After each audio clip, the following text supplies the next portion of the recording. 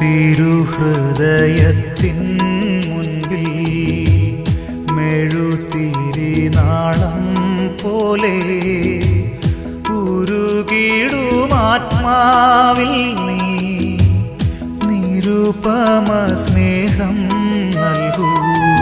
ഈശോയുടെ തിരുഹൃദയ വണക്കം 13-ാം ദിവസം.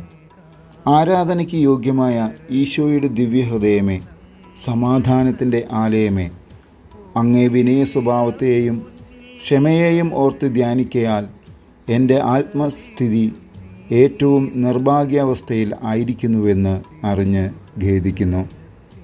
ഓ മാധുര്യം നിറഞ്ഞ എൻ്റെ ദിവ്യരക്ഷിതാവിൻ്റെ ദിവ്യഹൃദയമേ, ദുർഗുണങ്ങളാൽ നിറഞ്ഞ എൻ്റെ ഹൃദയത്തെ മാറ്റി ഇതിൽ അങ്ങേ ദിവ്യഹൃദയത്തിലെ വിനയശീലം ധാരാളമായി നൽകണമെന്നും അങ്ങേ അനന്തമായ ക്ഷമയും വിനയശീലത്തെയും ഓർത്ത് ഞാൻ പ്രാർത്ഥിക്കുന്നു.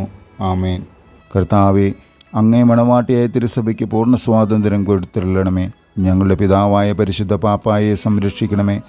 എല്ലാവരും അങ്ങ് ഏക സത്യസഭയെ അറിഞ്ഞ് ഏക ഇടയൻ്റെ കീഴാകുന്നതിന് വേഗത്തിൽ ഇടവരുത്തണമേ. നിർഭാഗ്യപാപികളുടെ മേൽ കൃപയായിരിക്കണമേ. ശുദ്ധീകരണ സ്ഥലത്തിലെ ആത്മാക്കളെ ആശ്വസിപ്പിക്കണമേ. അനുഗ്രഹത്തിൻ്റെ അമ്മയായ മറിയമേ, ദിവ്യഹൃദയത്തിൻ നാഥേ, ഞാൻ അപേക്ഷിക്കുന്നതും ആഗ്രഹിക്കുന്നതുമായ സകല വരങ്ങളും അങ്ങേ ശക്തമായ മധ്യസ്ഥതയിൽ ശരണപ്പെട്ട് അങ്ങ് വഴിയായി ലഭിക്കുമെന്ന് പൂർണ്ണമായി വിശ്വസിക്കുന്നു. ആമേൻ. തുടർന്ന് 3 സ്വർഗസ്ഥനായ പിതാവും 3 നന്മ നിറഞ്ഞ മറിയും 3 തൃത്വസ്തുതിയും ചൊല്ലുക.